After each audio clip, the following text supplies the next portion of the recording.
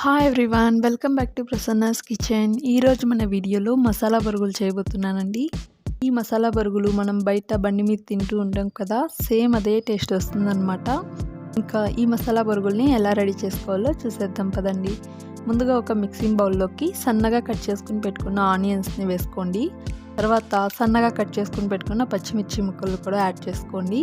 ఈ పచ్చిమిర్చిల్ని పేస్ట్ లాగా గ్రైండ్ చేసుకుని కూడా వేసుకోవచ్చండి. తర్వాత సన్నగా కట్ చేసుకుని పెట్టుకున్న టమాటో ముక్కలు, తర్వాత సన్నగా కట్ చేసుకున్న కరివేపాకు, తర్వాత పావు టీ స్పూన్ వరకు సాల్ట్ వేసుకోండి. మనం ఉప్పు బొరుగులు వేసుకుంటాం కాబట్టి పావు టీ స్పూన్ చాలు.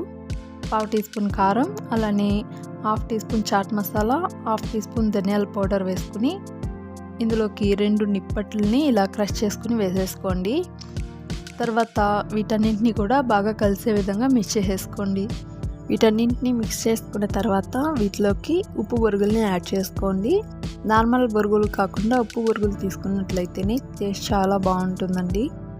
వేసుకున్న తర్వాత ఇందులోకి అరచెక్క నిమ్మరసాన్ని యాడ్ చేసేసేయండి. నిమ్మరసానికి బదులుగా ఆమ్చూర్ పౌడర్ వేసుకున్నా చాలండి. హాఫ్ టీ స్పూన్ వేసుకుంటే సరిపోతుంది. తర్వాత కొద్దిగా కారం బూందీలను కూడా వేసుకుని అన్నింటినీ ఒకసారి మిక్స్ చేసేసుకోండి. ఈ కారం బూందీ నిప్పట్లు వేసుకోవడం వలన అక్కడక్కడ తగులుతూ చాలా బాగుంటుందండి తినేటప్పుడు.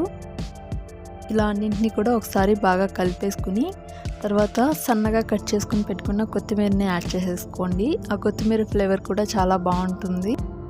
ఇలా యాడ్ చేసుకున్న తర్వాత ఇందులోకి 1 టీ స్పూన్ వరకు ఆయిల్ని యాడ్ చేసేసుకుని చివరిగా అన్నింటినీ ఒకసారి బాగా కలిపేసుకొని తీసేసుకోండి. అంతే అండి, మనకి మసాలా బరుగులు అయితే రెడీ అయిపోయింది. చాలా బాగుంటుంది అనమాట.